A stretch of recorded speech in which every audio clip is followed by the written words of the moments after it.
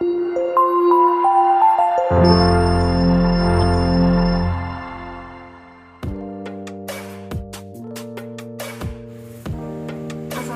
warahmatullahi wabarakatuh. Saya Erika Landasari dari kelas Biologi semester 4 dengan nomor 1908109105. Dan teman saya, perkenalkan, nama saya Risma Meriza Setiawati dengan NIM 1908106097.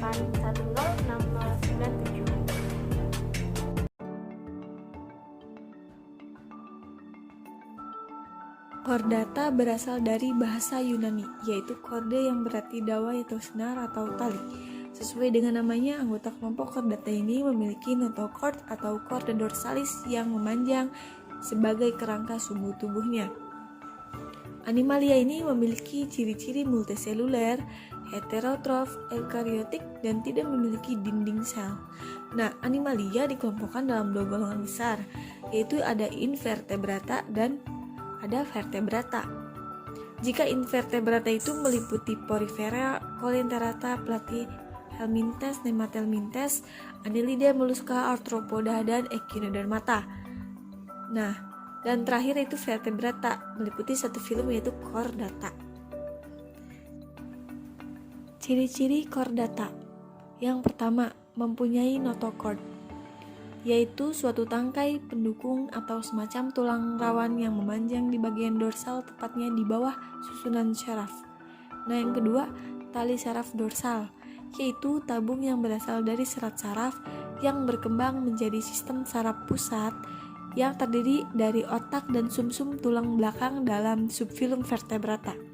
Yang ketiga, ada celah faring, yaitu celah atau bukan faring, yaitu di daerah tepat di belakang mulut yang meluas ke lingkaran luar atau ke lingkungan yang luar. Keempat, ada ekor postanal, yaitu perpanjangan posterior tubuh yang mengarah ke anus. Nah, ekor ini mengandung komponen atas kerangka dan otot sehingga membantu mendorong pergerakan hewan di air seperti ikan.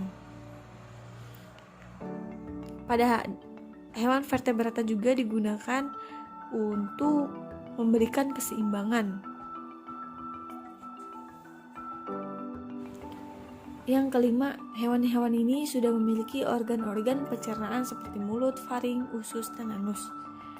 Jadi, mereka ini umumnya adalah hewan yang makan dengan menyaring partikel makanan. Organ yang berfungsi untuk menyaring makanan tersebut adalah lekukan bersilia yang terletak pada faring, disebut endostyle. Yang keenam, dapat berkembang biak secara seksual dengan fertilisasi eksternal. Asal-usul evolusi dari Chordata. Secara tradisional, Chordata dipercaya berasal dari nenek moyang Deuterostomia. Sebagian besar peneliti dalam bidang ini lebih menyukai skenario di mana Urochordata berevolusi lebih dahulu, baru kemudian Cephalochordata dan vertebrata.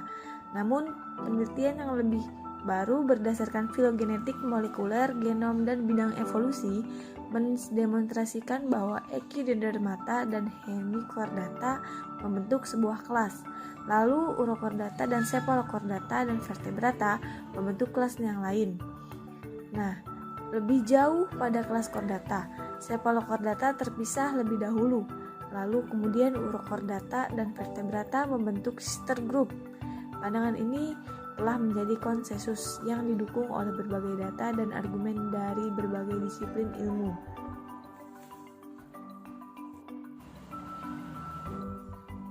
Percabangan evolusi vertebrata dimulai dengan evolusi rahang. Kelompok Silostomata atau tidak berahang ini yaitu Mycini dan Petromyzontida yang terpisah lebih awal. Nah, secara tradisional, Mycini ini tadinya tidak termasuk vertebrata karena hewan ini tidak memiliki tulang belakang. Akan tetapi, pada penelitian lebih baru membuktikan bahwa Mycini dan Petromyzontida adalah sister group dan Mycini memiliki tulang belakang yang primitif. Hal ini membuat istilah Craniata menjadi sama dengan istilah vertebrata. Lalu mulailah dengan vertebrata yang memiliki rahang atau Gnatostomata, memiliki rangka mineral atau chondrichthyes dan osteochthyes, kemudian memiliki paru-paru dan derivatnya Actinopterygii, sirip berlobus atau Actinistia, kemudian memiliki kaki atau tetrapoda, telur amniotik atau reptilia, dan kemudian memiliki susu yaitu mamalia. Selanjutnya yaitu klasifikasi. Filum chordata terbagi menjadi 3 subfilum, yaitu Cephalochordata, Urochordata, dan Vertebrata. Urochordata dan Cephalochordata digolongkan ke dalam kelompok chordata yang tidak bertengkorak atau disebut dengan Arcania atau Prochordata. Nah, dalam penjelasan ini akan membahas tentang subfilum dari Vertebrata atau golongan kingdom Animalia yang bertulang belakang. Selanjutnya, karakteristik umum dari filum chordata. Yang pertama, karakter hewan vertebrata ini memiliki ruas-ruas tulang belakang sebagai perkembangan dari notochorda. Yang kedua, habitatnya di darat, di air tawar maupun di air laut.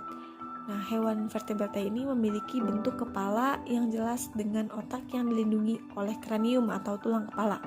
Yang ketiga, memiliki rahang 2 pasang kecuali Agnatha, bernapas dengan insang, paru-paru, dan kulit. Yang keempat, anggota geraknya berupa sirip, sayap, kaki, dan tangan, namun juga ada yang tidak memiliki anggota gerak. Kemudian, reproduksinya secara seksual, jenis kelamin terpisah, fertilisasi eksternal atau internal seperti ovipar, ovovivipar, dan vivipar. Kemudian yang keenam, jantung vertebrata berkembang dengan baik, terbagi menjadi beberapa ruangan. Kemudian darahnya juga mengandung hemoglobin sehingga berwarna merah. Nah, yang terakhir, vertebrata ini memiliki sepasang mata, umumnya memiliki sepasang telinga. Nah, dalam subfilum vertebrata ini terdiri dari 5 kelas, yaitu kelas Pisces, Amphibia, Aves, Mamalia, dan Reptilia. Kelas Pisces. Pisces merupakan hewan akuatik yang bernapas dengan insang. Terkadang juga terdapat gelembung renang atau gelembung udara sebagai alat bantu pernapasan. Berdasarkan jenis tulang yang membangun rangka tubuhnya, Pisces ini dikelompokkan menjadi 2 kelompok, yaitu ikan yang bertulang rawan atau Chondrichthyes, kemudian ikan bertulang sejati Osteochthyes, dan ikan tanpa rahang Celostomata. Ikan yang bertulang rawan dalam kelas Pisces memiliki ciri-ciri sebagai berikut. Yang pertama, mulutnya terletak di belakang ujung depan tubuh agak ke ventral. Yang kedua, tidak mempunyai operculum atau penutup insang. Celah insang terdapat di sebelah kiri dan kanan faring. Yang ketiga, umumnya tidak bersisik, dan jika bersisik tipenya tipe plakoid atau ganoid. Kemudian yang keempat, reproduksinya secara ovipar dan ovovivipar dengan fertilisasi internal, dan ada juga yang eksternal. Contohnya dalam gambar di bawah ini yaitu merupakan hewan Squalus sp atau ikan hiu dan raja sp atau ikan pari. Selanjutnya masih kelas Pisces, yaitu ikan yang bertulang sejati. Memiliki ciri-ciri sebagai berikut. Yang pertama, memiliki rangka dari tulang sejati atau tulang keras. Yang kedua, kulitnya ditutupi sisik dan memiliki lendir sehingga kulitnya menjadi licin. Yang ketiga, lendirnya berfungsi untuk mengurangi gesekan selama berenang. Yang keempat, pada embrio, ikan ini memiliki 6 celah insang dan tereduksi menjadi 4-5 pasang saat dewasa. Dan yang kelima, memiliki kranium atau kepala yang berfungsi sebagai pelindung otak. Selanjutnya itu Agnatha atau Cyclostoma. Agnatha ini meliputi ikan-ikan yang tidak berahang, memiliki mulut bulat yang berada di ujung anterior, kemudian tanpa sirip. Namun beberapa jenis Agnatha memiliki sirip ekor dan sirip punggung. Notochorda tetap ada selama hidup, secara tidak sempurna dan diselubungi kartilago. Jenis kelamin terpisah ada yang hermafrodit dan mendapatkan makanan dengan menghisap tubuh ikan lain dengan mulutnya. Contohnya Mycin sp atau ikan hantu, ikan hag atau Petromyzon sp.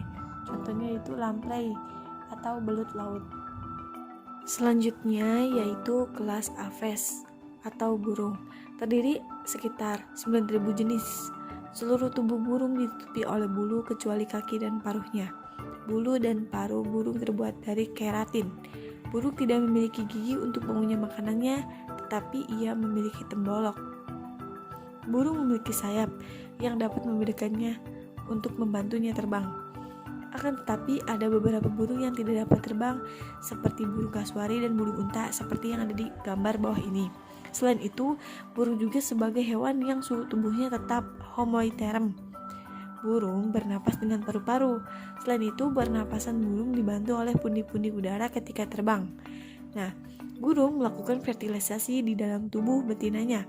Setelah fertilisasi terjadi, burung akan bertelur dan mengalami hingga menetas. Contohnya spesies kelas Aves yang lain seperti ayam kampung, merpati, burung gereja, dan angsa. Selanjutnya yaitu kelas Amphibia. Amfibi merupakan jenis binatang yang menjalani tahap larvanya di dalam air dan setelah dewasa hidup di daratan serta biasanya harus kembali ke air ketika akan kawin dan bertelur. Kebanyakan dari amfibi dewasa memiliki kulit lembab yang berfungsi untuk membantu paru-parunya yang kecil yang tidak efisien dalam pertukaran gas. Nah, amfibi mengeluarkan telurnya ke dalam air ketika melakukan fertilisasi atau pembuahan eksternal, seperti yang terjadi pada ikan. Hewan amfibi termasuk pada hewan poikiloterm, atau yang artinya suhu tubuhnya dapat beradaptasi dengan lingkungannya. Jika suhu lingkungannya terlalu rendah, hewan ini akan menjadi kurang aktif. Contoh dari spesies amfibi antara lain kodok, katak hijau, dan salamander. Ordo-ordo dalam amfibi. Ordo dalam amfibi terbagi menjadi 3, yaitu ordo Caudata. Pada ordo ini bentuknya seperti kadal, berekor, serta bernafas dengan paru-paru. Tetapi sebagian ada yang bernafas dengan insang. Pada tubuhnya terbagi menjadi kepala, badan, dan juga ekor. Pada kaki-kakinya berukuran sama besar. Contoh dari ordo ini yaitu salamander raksasa. Yang kedua yaitu ordo Apoda. Ordo ini semacam cacing dan tidak mempunyai kaki. Pada kulitnya yang lunak, pada antara mata dan hidung terdapat tentakel yang dapat ditonjolkan. Mempunyai mata tanpa kelopak dan ekornya yang pendek. Pada jantan memiliki organ kopulasi yang dapat ditonjolkan. Pada perkembangbiakannya secara ovipar atau ovovipar. Contohnya yaitu Ichthyosis glutinus. Yang ketiga yaitu ordo Salientia atau Anura. Pada ordo ini merupakan bangsa dari katak, tidak berekor, serta pandai melompat. Hewan dewasa bernafas dengan paru-paru. Pada kepala dan tubuh hewan ini bersatu dan tidak mempunyai leher. Pada kaki depannya yang berukuran pendek, serta pada kaki belakangnya yang besar dan kuat untuk melompat. Pada Anura memiliki selaput renang pada jari-jari kakinya, serta mengalami metamorfosis fertilisasi eksternal. Contohnya yaitu Buphoteretris atau katak bangkong dan Rana pipiens atau katak hijau. Selanjutnya yaitu kelas Reptilia. Reptilia berasal dari bahasa Latin yaitu reptil, yang berarti ular. Reptilia umumnya hewan poikiloterm. Nah, reptilia juga disebut sebagai binatang melata. Nah, melata merupakan cara berjalan dengan menempelkan perut ke tanah.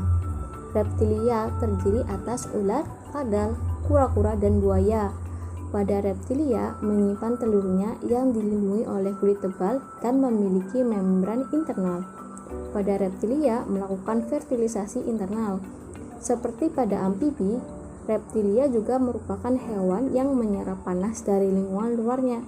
Contoh dari reptilia yaitu ular sanca, komodo, dan juga kadal. Sebagian dari reptilia telah punah, misalnya dinosaurus dan reptilia bersayap. Ordo-ordo dalam reptilia. Ordo dalam reptilia terbagi menjadi 3, yaitu ordo Chelonia. Pada ordo ini sebangsa penyu dan kura-kura. Pada tubuhnya yang lebar serta pada bagian dorsal dilindungi oleh carapax atau perisai dorsal dan plastron atau perisai ventral. Pada rahangnya tidak bergigi tetapi dilapisi oleh zat tanduk. Pada rusuk-rusuknya bersatu dengan perisai dorsal, serta habitatnya ada di darat, air laut, dan juga air tawar. Pada perkembangbiakannya secara ovipar, yang telurnya diletakkan dalam lubang-lubang yang telah dibuat oleh hewan betina. Selanjutnya yaitu ordo Squamata. Ordo ini merupakan golongan reptilia bersisik, tanpa rusuk abdominal. Contohnya yaitu iguana. Dan ordo Crocodilia. Ordo ini memiliki kulit tebal dengan rusuk-rusuk abdominal pada tubuhnya yang berukuran memanjang serta kepala besar dan panjang dengan rahang dan gigi yang kuat. Crocodilia hidup di air tawar dan juga laut dengan jantung yang bersekat ventrikel yang sempurna. Pada perkembangbiakannya secara ovipar, telur yang diperam dalam daun-daun yang membusuk. Selanjutnya yaitu kelas mamalia. Mamalia berasal dari bahasa Latin yaitu mamae yang artinya kelenjar susu.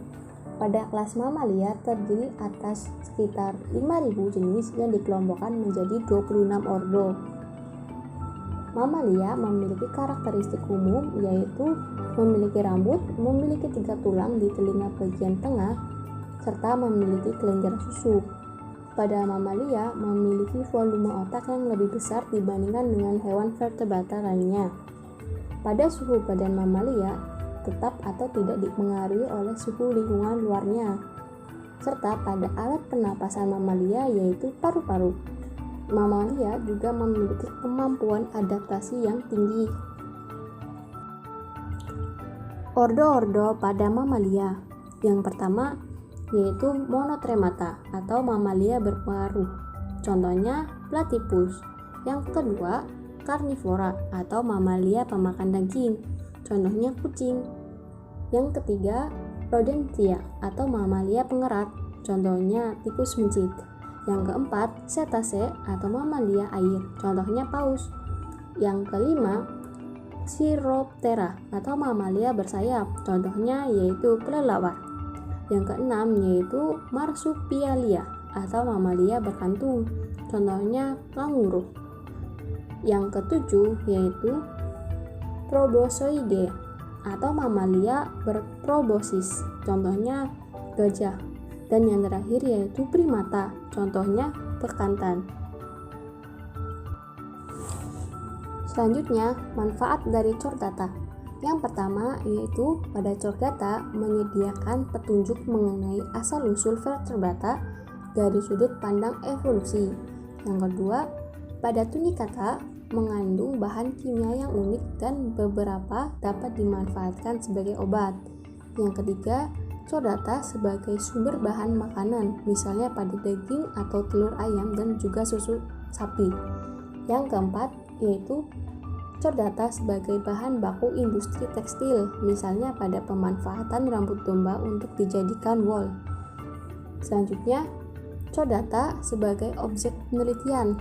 Dan yang terakhir, beberapa dari jenis chordata juga ada yang merugikan manusia, seperti pada tikus yang dapat menjadi hama tanaman pertanian.